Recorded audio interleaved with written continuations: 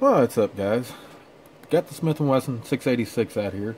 I got something in the mail for it today, and we're going to do the first of probably one of very few upgrades I'm going to do to it. It really doesn't need much.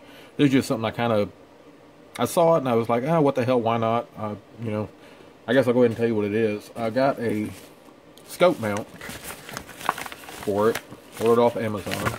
Turn this around. From Focus. And it's not going to focus. But it came from Mounting Solutions Plus on Amazon. It was like 35 bucks for the mount. So let's slide that out of the way. Pop this open.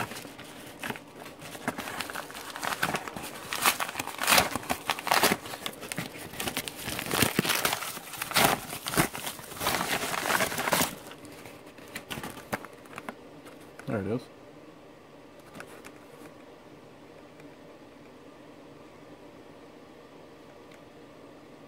Looks pretty heavy duty.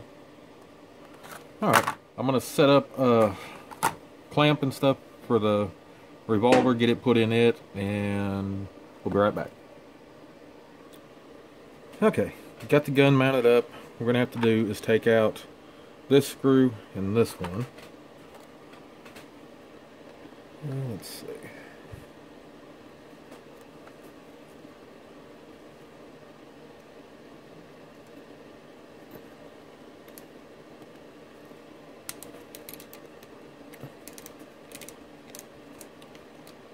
There we go.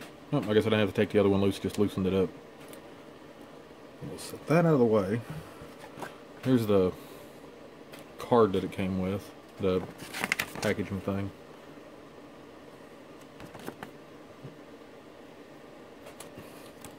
And here is the mount. Really high quality mount.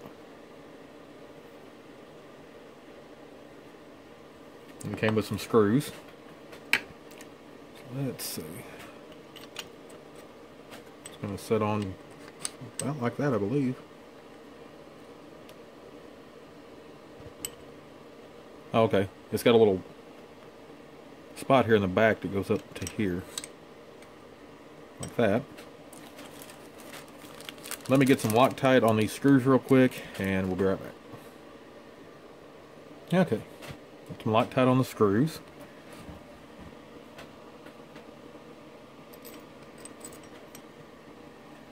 Go ahead and put these in.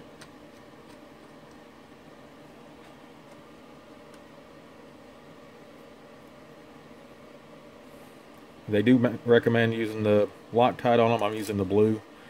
It just keep them from backing off, and you don't want this thing falling off on you.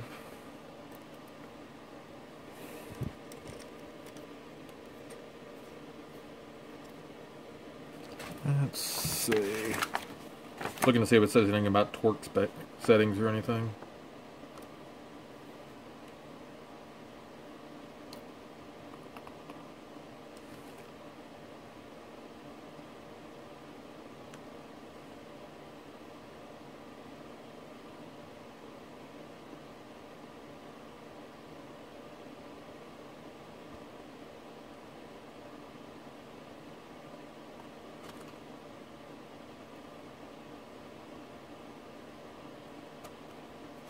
Well, it doesn't say anything about torquing them, so we'll just run it down and kind of evenly tighten everything up.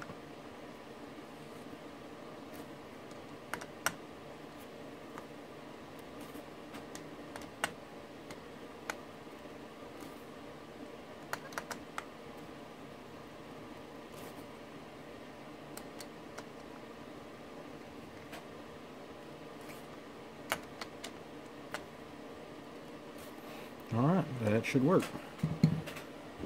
The scope I'm putting on here is an old Tasco Pro class. Old pistol scope. Let me slide this out of the way. Pretty cool scope. I've had this thing for a long time. I had it mounted on a SKS for a long time as for a scout scope setup. Let's see. I don't know if you'll be able to see the crosshair in there or not. Yeah, not really. But basic, it's just standard crosshair, and it's got a dot right in the center of it. So I figure this would be good enough for, you know, distances with this. I kind of wanted to do this just to take it out when we go hog hunting and stuff.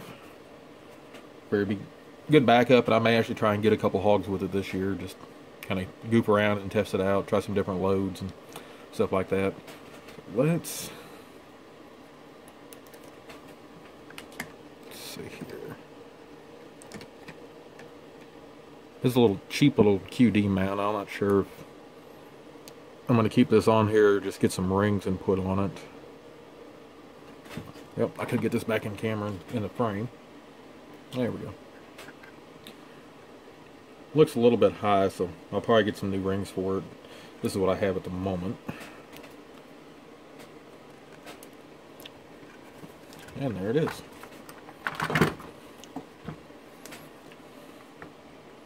Yeah, definitely need to get some new rings, but this will work good enough to test it out and see if I'm going to like scope on it or not. Let's see.